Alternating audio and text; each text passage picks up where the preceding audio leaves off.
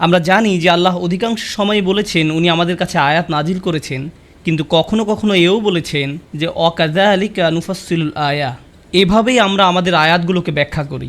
আয়াত শব্দটি দিয়ে শুধু ওহী বোঝায় না, এটা দিয়ে বাস্তব জিনিসও বোঝায়। আল্লাহ আমাদের চারপাশের সব কিছুই ব্যাখ্যা করেছেন, এবং যখনই কোনো কিছু ব্যাখ্যা করেছেন তার পেছনে অবশ্যই কোনো উদ্দেশ্য আছে। আর এই নির্দিষ্ট আয়াতে যে উদ্দেশ্য বর্ণনা করা হয়েছে তা কিছুটা অদ্ভুত, কারণ আল্লাহ বলছেন লাআল্লাহুম ইয়ারজিউন, যেন তারা ফিরতে পারে। আল্লাহ এই আয়াতটিতে একটা কিছু ব্যাখ্যা করতে যাচ্ছেন, আর তার উদ্দেশ্য হচ্ছে যারা আল্লাহ থেকে অনেক দূরে সরে গেছে তাদের সাথে কথা বলা, তারা যেন আবার ফিরতে পারে। এই কারণেই তিনি বলছেন লাআল্লাহুম ইয়ারজিউন, যেন তারা ফিরতে পারে। এই আয়াতে একটা অদ্ভুত কাহিনী বলা হয়েছে। অনেক সময় এমন হয় যে কোরআনে আল্লাহ কোনো কাহিনী হয়তো বলেছেন, কিন্তু সেই কাহিনীর চরিত্রগুলোর নাম, তাদের বিস্তারিত পরিচয় জানান না, জায়গার বা সময়ের ব্যাপারেও বলেন না, বা এর পেছনের ইতিহাসের কোনো নির্দিষ্ট বর্ণনা নেই, যার মাধ্যমে আমরা পুরো ঘটনাটা জানব, যা সাধারণত যে কোনো ইতিহাসের বই থেকে ভিন্ন। প্রকৃতপক্ষে এ আয়াতের ভাষা এতই সাধারণ যে এটা যে কারোর জন্যই প্রযোজ্য হতে পারে, কিন্তু তা সত্ত্বেও আল্লাহ এটিকে নির্দিষ্ট করেছেন এই বলে, অতলু আলাইহিম নাবা আল্লাযী আতাইনাহু আয়াতিনা, আর আপনি তাদেরকে শুনিয়ে দিন সেই লোকের অবস্থা যাকে আমি নিজের আয়াতসমূহ দান করেছিলাম। এখন কে এই ব্যক্তি যাকে আল্লাহ তার আয়াত দিয়েছেন? প্রথম লক্ষণীয় ব্যাপারটি হচ্ছে ওয়াতলু শব্দটি। রাসূলুল্লাহ সাল্লাল্লাহু আলাইহি সাল্লাম মক্কার অক্ষর জ্ঞানহীন লোকদের কাছে এসেছিলেন, এবং উনি নিজেও ছিলেন নাবিয়ুল উম্মি, অক্ষর জ্ঞানহীন নবী। তাই উলামারা বলছেন যে কিভাবে উনি তাহলে অন্যদেরকে পড়ে শোনাচ্ছেন? এই কাহিনী হোক বা অন্য যে কোনো কাহিনী হোক, যখন আল্লাহ ওয়াতলু শব্দটি বলছেন, উনি আসলে মক্কাবাসী এবং সাথে সাথে আমাদেরকেও বলতে চাচ্ছেন যে উনি আমাদেরকে এমন কিছুর জ্ঞান দিবেন যা আমরা পূর্বে জানতাম না, এবং এমন কিছু যেটা বারবার বলা হবে, কারণ এর প্রাসঙ্গিকতা কখনোই শেষ হবে না। ব্যাপারটি এমন না যে এটি পূর্বে হয়েছে ব্যাস শেষ। এটা আমার আপনার উপরেও প্রযোজ্য। এটা একটা জীবন্ত বই, এটা একটা জীবন্ত বিবরণ, আর সেই কারণে এর ভাষাটা সার্বজনীন থাকাটাই যুক্তিসঙ্গত। আমি আগেও বলেছি যে এই ক্ষেত্রে আল্লাহ কোনো বিশেষ লোক বা ব্যক্তির নাম উল্লেখ করেননি। কেন? কারণ এটি একটি আর্কিটাইপ, যে কেউ হতে পারে, আমি, আপনি বা যে কেউ। এটা আমাদের যে কারোর কাহিনী হতে পারে। তাই মনোযোগ দিয়ে শুনুন আর ভাবুন যে এটা আপনার জন্য প্রযোজ্য কিনা। আল্লাহ বলেন আল্লাযী আতাইনাহু আয়াতিনা, যাকে আমি আমার আয়াত দিয়েছি। অন্য কথায় এই সেই ব্যক্তি যাকে আল্লাহ তাআলা তাঁর পথ দেখিয়েছেন, যাকে আল্লাহ তাআলা তাঁর পথ দেখিয়েছেন। কোনো স্কলার যে কিনা কুরআন, হাদিস, শরিয়া আইন, ফিকহ নিয়ে 50 বছর ধরে পড়াশোনা করেছেন, 50 বছর ধরে পড়াশোনা করেছেন, তাকে আল্লাহ তার আয়াত দিয়েছেন। আবার এমন কেউ যে কিনা কোনো পাবলিক লাইব্রেরিতে বসে হয়তো কোরআনের একটি অনুবাদ করা কপি পড়ে মুসলিম হয়েছে, তাকেও আল্লাহ তার আয়াত দিয়েছেন। তাই আল্লাহ এই আয়াতের বক্তব্য বিশাল পাণ্ডিত্যের অধিকারী কারোর জন্য সীমাবদ্ধ করেননি, বা বিপরীতে শুধু অল্প জানা কারোর জন্যও নয়। এখানে আমাদের সবার সম্পর্কে বলেছেন, কারণ আল্লাহ সবাইকে কিছু না কিছু জ্ঞান দিয়েছেন। প্রকৃতপক্ষে এখানে বসে যারা জুমার খুতবা শুনছেন, আমি সহ আমাদের সবাই আল্লাহর আয়াত প্রাপ্ত, হয়তো কম বা বেশি, কিন্তু আমাদের সবাই এর অন্তর্ভুক্ত। এমনকি আপনি যদি সামান্য একটু কোরআনও জানেন, সামান্য একটু আল্লাহর হেদায়েতের স্পর্শেও আসেন, এমনকি আপনি যদি শুধু ফাতিহার প্রথম শব্দটা জানেন, অথবা আপনি শুধু জানেন বিসমিল্লাহির রহমানির রহিম, এটাও আয়াতের কিছুটা যা আল্লাহ আপনাকে দিয়েছেন। তাই এই আয়াতে আল্লাহর অনুগ্রহটা হচ্ছে তাদের উপর যারা এখন শুনছেন। এমন কারো কথা বলছে না যা আমার বা আপনার থেকে উঁচু স্তরে রয়েছেন। আতাইনাহু আয়াতিনা, এরপরে আল্লাহ সমস্যার বর্ণনা করছেন, এই ধরনের লোকের খবর জানাচ্ছেন। আপনাদেরকে এই লোকের পরিচয় বলি। এই লোককে আমরা আমাদের পথ নির্দেশনা দিয়েছি, আমাদের আয়াত দিয়েছি, এই বিশ্বাস সম্পর্কে তাকে কিছুটা শিখিয়েছি। আল্লাহ নিজেই বলছেন তিনি নিজেই সেই শিক্ষার পথ তৈরি করে দিয়েছেন। ফানসালাখা মিনহা, আরবিতে ইনসিলাখ শব্দটি যখন কোনো প্রাণী তার খোলস ফেলে দেয় সেটা বোঝাতে ব্যবহৃত হয়। সবচেয়ে সহজ উদাহরণ হবে সাপের। আমরা জানি যে সাপ একটা সময়ে তার খোলস ফেলে দেয়, তাতে সে তার বাইরের চামড়াটা ফেলে দেয়, বিশেষত বড় সাপের ক্ষেত্রে এটা তারা প্রায়ই করে, এবং আপনি শুধু দেখবেন যে বাইরের চামড়াটি পড়ে রয়েছে। যদিও এই শব্দ থেকে সাপের প্রতিচ্ছবি পাওয়া যায়, কিন্তু আল্লাহ তো সাপ নিয়ে কথা বলছেন না। আল্লাহ বলছেন মানুষ নিয়ে, যাদেরকে আল্লাহ তার দ্বীনের জ্ঞান দিয়েছেন, তাদেরকে ওনার আয়াত দিয়েছেন। এর সাথে খোলস পরিবর্তনকারী সাপের সম্পর্ক কি? আসলে আল্লাহ তাআলা এমন একজন ব্যক্তির ছবি দেখিয়েছেন যে ধর্মটাকে বাহ্যিকভাবে ধরে রেখেছে হয়তো, কিন্তু ভিতরে আসলে সে এটা থেকে অনেক দূরে সরে গিয়েছে। তার অন্তরে আসলে দ্বীনের কিছুই নেই, অর্থাৎ তারা দ্বীনটাকে অনেকটা একটা ছদ্মবেশের মতো ধারণ করত। তাদের অন্তরে এর কোনো প্রভাব নেই আসলে, যদিও তারা হয়তো দ্বীনের অনেক কিছুই পালন করে বাহ্যিকভাবে, যেমন নামাজ পড়া, হালাল খাবার খাওয়া, সালাম বিনিময় করা, অথবা বিশেষভাবে পোশাক পরা, এর সবই বাহ্যিক। কিন্তু ভিতরে দিনের কিছুই অবশিষ্ট নেই। ওই ব্যক্তির আত্মা বলতে আর কিছুই নেই যা বিশ্বাসের সাথে সম্পর্কযুক্ত, শুধু কৃত্রিম ধার্মিকতার বহিঃপ্রকাশ। এটা অনেকটা ভিতরে ডিমবিহীন খালি খোলসের মতো। তাই আল্লাহ বলছেন, আমি তোমাদেরকে সেই লোকের কাহিনী বলতে চাই যাকে আমি দিনের কিছুটা হলেও জ্ঞান দিয়েছিলাম। তারা ধর্ম সম্পর্কে জ্ঞান অর্জন করেছিল, কিন্তু তারা শুধু সেটাকে বাইরেই ধারণ করেছিল, আর তাদের ভিতরে সেটা থেকে তারা যোজন যোজন দূরে ছিল। তাই তাদেরকে দেখে হয়তো মনে হয় তারা অনেক বড় মুসলিম, তারা দিনের ব্যাপারে সচেতন, নিয়মিত দিন পালন করে ইত্যাদি, কিন্তু তাদের ভিতরে আসলে কিছুই নেই। কি ভীতিকর একটা ব্যাপার। ফানসালাখা মিনহা। এখন চলুন এটার বিভিন্ন পর্যায় নিয়ে আলোচনা করি। আমি প্রথমেই বলছি, এটা সেরকম লোকের ক্ষেত্রে হতে পারে যে দিনের খুব সামান্য কিছুই জানে। আবার এমন ব্যক্তির ক্ষেত্রেও এটা হতে পারে যে হয়তো তার পুরো জীবন দিন শিক্ষায় ব্যয় করেছে। এমন ব্যক্তি যাদের কাছে দিনের ন্যূনতম জ্ঞান আছে, কিংবা এমন ব্যক্তি যে দিন শিক্ষায় আলিম। এমন হতে পারে যে জীবনের কোনো না কোনো পর্যায়ে তারা হয়তো আল্লাহ যা তাদেরকে দিয়েছেন তা থেকে বিচ্যুত হয়ে যায়। আর একটা কথা, আল ইনসিলাহ আর আল ইবতিয়াদ সমার্থক, নিজেকে দূরে সরানো। আল্লাহ তাদেরকে যা দিয়েছেন তারা তার থেকে দূরে সরে যায়, কেউ একজন যদি আল্লাহ তাকে যা দিয়েছেন তার থেকে বিচ্যুত হয়ে যায়, তাহলে সে জীবনে যত জ্ঞানই অর্জন করুক না কেন, যত পড়াশোনাই করুক না কেন, এই দিনের প্রকৃতি হচ্ছে এটা পাওয়ার পর আপনি কোনো পরিশ্রম করা ব্যতীত ধরে রাখতে পারবেন না। আপনি এরকম বলতে পারবেন না যে আমি 2 বছর আগে পুরো কোরআন পড়েছিলাম, এখন আমি জানি এতে কি আছে, এটাই যথেষ্ট। এরকম হবে না। আল্লাহ বনী ইসরাঈলদের বলছেন, হুজুমা আতাইনাকুম বিকুওয়াতিন। অন্য আরেক জায়গায় বলছেন, ওয়াসমাউ, আমি তোমাদেরকে যা দিয়েছি প্রবল শক্তি দিয়ে তা ধরে রাখো। আপনাকে এই কিতাব শক্ত করে ধরতে হবে এবং এতে কি আছে তা বারবার নিজেকে স্মরণ করাতে হবে। আরেক জায়গায় আল্লাহ বলছেন, বারবার শুনতে থাকো। এমন পরিবেশে আপনার থাকতে হবে যেখানে আপনি শুধু উপদেশ দিবেন না, উপদেশ নিবেনও। আপনি এমন হতে পারবেন না যে আমি সব জানি, আপনাকে বারবার তা নিজেকে মনে করাতে হবে, বারবার দিনের সাথে আপনার নিজেকে সম্পৃক্ত করতে হবে।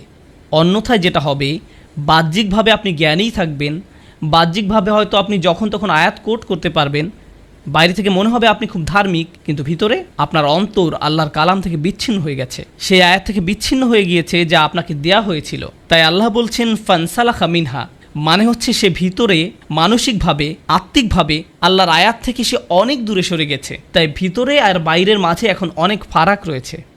আর যখনই এরকম হয়, ফাআতবাআহু শাইতান, শয়তান সাথে সাথে তাকে অনুসরণ করা শুরু করে, তাকে পথভ্রষ্ট করার সর্বোচ্চ প্রচেষ্টা চালাতে থাকে। আরবিতে তাবিআ মানে হচ্ছে কাউকে অনুসরণ করা, আর আতবা হয়, এটাকে আরবিতে বলা হয় মুবালাগা, মানে হচ্ছে কোনো কিছু জোর দেয়া বোঝানো। আর অর্থ দ্বারায় সে তাকে প্রতি পদে পদে অনুসরণ করে, একটা সেকেন্ডও এমন যায় না যে শয়তান তাকে ছাড়ে। এখানে শয়তান সম্পর্কে একটা জিনিস জানতে পারছি যে এমন ব্যক্তি যে আল্লাহর দিকে এগিয়ে এসেছিল, যাকে আল্লাহ আয়াত দিয়েছিলেন, যখন সে আল্লাহ থেকে দূরে সরতে থাকে, শয়তান সুযোগ দেখতে পায় এবং সে তার পেছনে উঠে পড়ে লাগে। সেই লোকই হয়ে পড়ে তার প্রধান প্রজেক্ট, সে সব কিছু ছেড়ে আপনার পেছনে লাগে। এটাই ফাতবাহু শাইতান। তাই শয়তান তাকে প্রতিনিয়ত এ ব্যাপারে উৎসাহ দিতে থাকবে, আর যেটা হবে, শয়তান তাকে যখন ওয়াসওয়াসা করতে থাকবে, সেটা আল্লাহর আয়াতের ঠিক বিপরীত। আল্লাহ এই ব্যক্তিকে ন্যায় অন্যায়ের পার্থক্য করতে শিখিয়েছিলেন, তাকে বিনয়ী, ভদ্র, দয়ালু এবং ন্যায় অন্যায়ের পার্থক্য করতে শিখিয়েছিলেন। কিন্তু শয়তান তাকে অনুপ্রেরণা দেওয়া শুরু করে, তখন সে চায় ওই ব্যক্তি তাকে অনুসরণ করুক এবং সে ওই ব্যক্তি এবং আল্লাহর আয়াতের মাঝে দূরত্ব তৈরি করে দেয়। আল্লাহর অবাধ্যতা করাকে তার কাছে সৌন্দর্যমণ্ডিত করে তুলবে। শয়তান তাদের কাজ তাদের নিকট সুন্দর করে তুলবে। আর যখনই সে এটা শুরু করে, তখন কি হয়? আল্লাহ বলছেন, ফাকানা মিনাল গাওয়িন, ফাকানা মিনাল গাওয়িন, ফলে সে পথভ্রষ্টদের অন্তর্ভুক্ত হয়ে পড়েছে। আরবিতে গাওয়া দিয়ে বোঝায় যখন কেউ সোজা পথে চলছিল, কিন্তু এক সময় সে হয়তো এমন একটা মোড় নিল যাতে সে একদমই পথ ভুলে চলে গেল। ব্যাপারটা অনেকটা হাইওয়েতে ভুল এক্সিট নেবার মতো, যাতে করে আপনি আর হাইওয়েতে ফিরতে পারবেন না। এটাই গয়ন। আল্লাহ এখানে খুবই ভীতিকর একটা পরিস্থিতির বর্ণনা দিয়েছেন। এই আলোচনায় শয়তানের টার্গেট এ ধরনের লোক নয় যারা আল্লাহকে ভুলে গেছে বা অবিশ্বাস করে। এখানে তাদের সম্পর্কে বলা হচ্ছে না, এখানে ভালো লোকদের সম্পর্কে বলা হচ্ছে, যাদেরকে আল্লাহর আয়াত দেওয়া হয়েছিল, কোনো কারণে তারা ভুল পথে চলা শুরু করেছে, ইসলাম থেকে নিজেদের দূরে সরিয়ে রাখছে, আর এই সুযোগে শয়তান তাদের চেপে ধরে। আর একবার যখন শয়তান এমন লোকদের পিছনে লাগে, সে তাকে দিয়ে এমন কাজ করাবে যা অধার্মিক লোকরা পর্যন্ত করার সাহস পায় না। এই ব্যক্তি যে কিনা বিশ্বাসীদের অন্তর্ভুক্ত ছিল, তার এমন অধপতন তার হতে পারে, সে এমন কাজ করতে পারে যা অমুসলিমরা পর্যন্ত করে না। সে এমন নিচে নামতে পারে, মানে হচ্ছে আসফালা সাফিলিন, নিচু থেকেও নিচু। আর এই আয়াত যতই অগ্রসর হচ্ছে এই ধরনের লোকদের কাহিনী নিয়ে, যারা কিনা আল্লাহর পথ থেকে দূরে সরে গিয়েছে, তখনই আল্লাহ এর করুণ পরিণতিটা বলছেন, ওয়ালাউ শি'না লা রাফা'নাহু বিহা, যদি আমরা চাইতাম আমরা তাকে অনেক উঁচু আসনে আসীন করতে পারতাম তার জ্ঞানের কারণে। অর্থাৎ যে আয়াত আল্লাহ আপনাকে দিয়েছেন, বিহা শব্দ দিয়ে আয়াত উদ্দেশ্য করা হয়েছে। সুতরাং আল্লাহ আপনাকে যে আয়াত দিয়েছেন তার উদ্দেশ্য ছিল আপনাকে সম্মানের আসনে আসীন করা। উঁচুতে ওঠানোর ধারণাটি কোরআনে চিত্রকল্প রূপে ব্যবহার করা হয়েছে। কোরআনের আরেক জায়গায় সূরা নূরে আল্লাহ দুনিয়ায় 3 ধরনের সৃষ্টির কথা বলেছেন। তাদের মাঝে একটা হচ্ছে মানুষ, যারা সোজা হয়ে দাঁড়াতে পারে। এরপর আসছে ইয়ামশি আলা আরবা, যারা 4 পায়ে চলে প্রাণীরা। ইয়ামশি আলা বাতনিহি, যারা পেটের উপর ভর দিয়ে চলে, যেমন সাপ। এখানে ইতিমধ্যে আপনারা দেখেছেন সাপের একটা চিত্রকল্প উল্লেখ করা হয়েছে। সাপ হচ্ছে সেই প্রাণী যা মাটির সবচেয়ে কাছে থাকে, আর মানুষের ক্ষেত্রে তার মুখ, চোখ, শরীর মাটি থেকে সবচেয়ে দূরে থাকে। আমাদের ক্ষেত্রে একমাত্র পা মাটি স্পর্শ করে। লক্ষ্য করলে দেখবেন যারা 4 পেয়ে প্রাণী তারা কিন্তু সবসময় মাটির দিকে তাকিয়ে হাঁটে। তাদের শরীর এমনভাবে তৈরি যে তারা সবসময় মাটির দিকে চেয়েই হাঁটে। তাই প্রাণীকুলের মাঝে নিচু প্রাণী হচ্ছে সাপ। আর আল্লাহ বলছেন যদি উনি চাইতেন সে লোককে মানুষের মতো মানুষ বানাতে পারতেন যে সোজা হয়ে চলে। লা রাফা'নাহু বিহা, এর দ্বারা তাকে উঁচু করতে পারতেন। যেভাবে মানুষকে সৃষ্টি করা হয়েছে, মানুষ যখন উপরে তাকায় তারা তাকায় আকাশের দিকে, তাদের লক্ষ্য অনেক উঁচুতে। আমরা এমন জিনিসের আশা করি যা আকাশ থেকে আসে, যা অন্য প্রাণীদের মতো নয়, যাদের একমাত্র লক্ষ্য শুধু মাটির দিকে। তারা শুধু সেদিকেই তাকিয়ে চলে, তারা উপরে তাকায় না, সম্মুখেও তাকায় না। আফামাই ইয়ামশি মুকিব্বান আলা ওয়াজহিহি আহদা ওমাই ইয়ামশি সাওয়িয়ান আলা সিরাতিল মুস্তাকিম, যার মুখ মাটিতে আটকে আছে সেই কি সৎপথে চলে, না সেই ব্যক্তি যে সোজা হয়ে চলে। এই আয়াতে এটাই কোরআনের অঙ্কিত ছবি। আল্লাহ বলছেন যদি আমরা চাইতাম আমরা তাকে উঁচুতে উঠাতে পারতাম, অন্য কথায় আমরা তাকে ভালো থেকে উত্তম আরও উৎকৃষ্টে পরিণত করতে পারতাম। আপনি দিন সম্পর্কে খুব অল্প জানেন, কিন্তু ওই সামান্যটুকুর কারণেই আল্লাহ আপনাকে পরের স্তরে উন্নীত করতে পারতেন, সেখান থেকে আরও উপরের স্তরে, সেখান থেকে আরও উপরে। এখানে আপনাকে হয়তো কোনো ইমামের সাথে, আলিমের সাথে বা সেরা কোনো আবিদের সাথে তুলনা করা হয়নি। আপনি নিজেই ক্রমান্বয়ে উন্নতির দিকে এগিয়ে চলতে পারতেন, শুধুমাত্র এই কারণে যে আল্লাহ আপনাকে শুরু করার জন্য অতি সামান্য কিছু হলেও জ্ঞান দিয়েছিলেন। ওয়ালাকিন্নাহু আখলাদা ইলাল আরদ, কিন্তু সেই ব্যক্তি পুরোপুরি তার দৃষ্টি ফিরিয়ে নিল ভূমির দিকে, মানে নিচের দিকে। আখলাদা শব্দটি এসেছে খুলুদ থেকে। মজার ব্যাপার হচ্ছে আসল শব্দটা হচ্ছে এখানে ইখলাদ, যার অর্থ হচ্ছে কোনো কিছুকে স্থায়ী বানিয়ে ফেলা, স্থায়ী হওয়া নয়। মানে হচ্ছে আখলাদা নাফসাহু ইলাল আরদ, আখলাদা হাওয়াহু ইলাল আরদ, আখলাদা হাম্মাহু ইলাল আরদ। সেই ব্যক্তি যাই করতে চাইতো না কেন তার সব কিছু এখন দুনিয়া কেন্দ্রিক হয়ে গেছে। সেই ব্যক্তি যে জান্নাত সম্পর্কে জানে, সে আল্লাহর সাক্ষাৎ সম্পর্কে জানে, সে কিয়ামতের দিন সম্পর্কে জানে, কিন্তু তা সত্ত্বেও নিজেকে দূরে সরানোর কারণে এখন একমাত্র যা নিয়ে চিন্তা করে, ভালোবাসে, যা তার একমাত্র প্রধান লক্ষ্য, তার সব কিছুই এই দুনিয়া কেন্দ্রিক। যা কিছুর আকাঙ্ক্ষা তার আছে, টাকা, সম্পদ, খ্যাতি, লোভ, এগুলো নিয়েই তারা সব সময় চিন্তা করে। এর বাইরে তারা আর কিছুই ভাবতে পারে না। তারা আল্লাহর সামনে কিভাবে দাঁড়াবে সেটা নিয়ে তাদের কোনো চিন্তা নেই। কি দুঃখজনক ব্যাপার। যে ব্যক্তি আল্লাহর আয়াত সম্পর্কে জানে যে তাদের লক্ষ্য আরও উঁচু হওয়া দরকার, কিন্তু তারা শুধুই এই দুনিয়া নিয়ে চিন্তা করে। আখলাদা ইলাল আরদ। আর এই রূপক আয়াতটি আল্লাহ শেষ করেছেন এইভাবে যে ফামাসালুহু, কিভাবে ওই ব্যক্তিকে বর্ণনা করা যায়, সেই ব্যক্তি যে কিনা সাপের মতো ব্যবহার করছে। তাই এখন আল্লাহ এর থেকেও খারাপ একটি উদাহরণ দিচ্ছেন। উনি বলছেন ফামাসালহু কামাসালিল কলব, তার উদাহরণ হচ্ছে একটি কুকুরের মতো। এটাই যথেষ্ট অপমানজনক, কারণ কুকুর হচ্ছে এমন একটা প্রাণী, হ্যাঁ এটা বিশ্বস্ত, কিন্তু আল্লাহ আসলে কথা বলছেন এমন একটি ছন্নছাড়া কুকুরের। এটা আমরা দেখব আয়াতের ভাষা থেকে। এই যে কুকুরটি যার বর্ণনা আল্লাহ দিচ্ছেন, আপনারা জানেন কোরআনে আমরা বিভিন্ন মানুষের উদাহরণ পাই যাদেরকে কোনো প্রাণীর সাথে তুলনা করা হয়েছে। যেমন ইসরাইলরা, যারা তাদের উপর বর্ণিত কিতাবের মর্যাদা দিতে পারেনি, তাদের উদাহরণ সেই গাধা যে পুস্তক বহন করে চলে, কিন্তু এখানে বর্ণিত ব্যক্তি তার থেকেও খারাপ। তার তুলনা করা হয়েছে কুকুরের সাথে। আল্লাহ বলছেন ইন তাহমিল আলাইহি ইয়ালহাস, তুমি যদি এই কুকুরের উপর কোনো বোঝা চাপাও, কোনো বোঝা বেঁধে দেওয়া হয় এবং তারপর সেই বোঝা বহন করতে দেওয়া হয়, কুকুরটিকে কোনো বোঝা বহনের কাজ দেওয়া হয় তখন সে জোরে জোরে হাঁপাতে থাকে। সেই বোঝা বহন করতে দেওয়া হয় তখন সে জোরে জোরে হাঁপাতে থাকে, এমন ধরনের হাঁপানো যাতে শব্দ হয় এবং জিহ্বা বের হয়ে জোরে জোরে নিঃশ্বাস নিতে থাকে। এইভাবে কুকুর এটাই করে। কোনো প্রাণী যখন তার জিহ্বা বের করে দিয়ে নিঃশ্বাস নিতে থাকে, তার অর্থ হলো সে ক্লান্ত। আল্লাহ তাআলা খুবই নিখুঁত ভাষায় ব্যবহার করেছেন চিত্রটি আমাদের সামনে তুলে ধরতে, যে তোমরা যদি এর উপর বোঝা চাপাও তাহলে সে হাঁপানো শুরু করে। ওয়া ইন তাতরুহু, আর যদি একে এমনিতেও রেখে দাও, ইয়ালহাস, তখনও সে তার জিহ্বা বের করে হাঁপাবে। এর অর্থ কি? এর সাথে আমার আপনার অথবা সেই ব্যক্তি যে আল্লাহর পথ প্রাপ্ত তার সম্পর্ক কি? যে আল্লাহ তাআলা এমন একটি অদ্ভুত তুলনা করেছেন, একটি কুকুর সে অনেক কাজ করলেও হাঁপায়, আবার না করলেও হাঁপায়, অনেক কাজ করলেও হাঁপায়, না করলেও হাঁপায়। এই হাঁপানোর ব্যাপারটি এটা আসলে যে কোনো সৃষ্টির জন্য স্বাভাবিক কোনো ব্যাপার নয়। যে কোনো প্রাণী হোক, মানুষ হোক, কখনোই হাঁপায় না যদি না স্বাভাবিক প্রক্রিয়া ব্যাহত হয়। উত্তেজিত হলে, বিরক্ত হলে, অসন্তুষ্ট হলে, পিপাসা পেলে, এটা এমন কারো চিত্র যে অতৃপ্ত, অপূর্ণ। আমাদের উলামারা এই হামল শব্দটির ব্যবহার নিয়ে বিশদ আলোচনা করেছেন, যার অর্থ হলো কার উপর বোঝা চাপানো, আর এটা কোরআনে ওহী নাজিল করা বোঝাতে ব্যবহৃত হয়েছে। এখন এই লোকটি হয়ে গেছে কুকুরের মতো, সে ধর্ম সম্পর্কে কিছু শুনলেই বিরক্ত হয়ে যায়। এই ব্যক্তিই কিন্তু সেই ব্যক্তি যে দিন সম্পর্কে জানতো, সে ধার্মিকও ছিল, কিন্তু যখনই সে এর থেকে দূরে সরে যাওয়া শুরু করলো, তারপর যখন ইসলামে কোনটা সঠিক কোনটা ভুল এই সম্পর্কে কিছু শুনে মনে মনেই সে এটা আর পছন্দ করে না, সেটাতে বিরক্ত হয়। তারা নামাজ পড়ে কোনো শান্তি পায় না, মুসলিমদের কোনো জমায়েতে সে অস্বস্তি বোধ করে, কোনো কিছু জানতে সে বিরক্ত হয়। তাই তারা মুসলিম সঙ্গ থেকে দূরে সরতে থাকে এবং তার অন্ধকার জগতের সঙ্গী বেছে নেয়। বাজে ধরনের পরিবেশে তারা মিশতে শুরু করে, কিন্তু সেখানে গিয়েও তারা অস্বস্তিতে ভুগতে থাকে। তারা ভাবে যে ইসলামিক পরিবেশ ছেড়ে সেই পরিবেশে গিয়ে তারা কিছুটা শান্তি পাবে, কিন্তু আসলে তারা শান্তি পায় না। আবার কোনো কোনো উলামার মতে এটা তাদের অতৃপ্ত দুনিয়াবি কামনা বোঝাচ্ছে। যখন তারা দুনিয়া নিয়ে ব্যস্ত হয়ে পড়ে, তখন আল্লাহ তাআলা দুনিয়ার জন্য তাদের তৃষ্ণা আরও বাড়িয়ে দেন। শয়তানও তাদের পিছনে পড়ে, কারণ শয়তানকে তারাই পেছনে পড়তে সুযোগ দিয়েছিল। এখন যেটা হয়েছে, শয়তান তাদেরকে খালি ভোগের পর ভোগ করতে বলছে, যদিও তাদের হয়তো ভোগের আর প্রয়োজন নেই। এর মানে কি?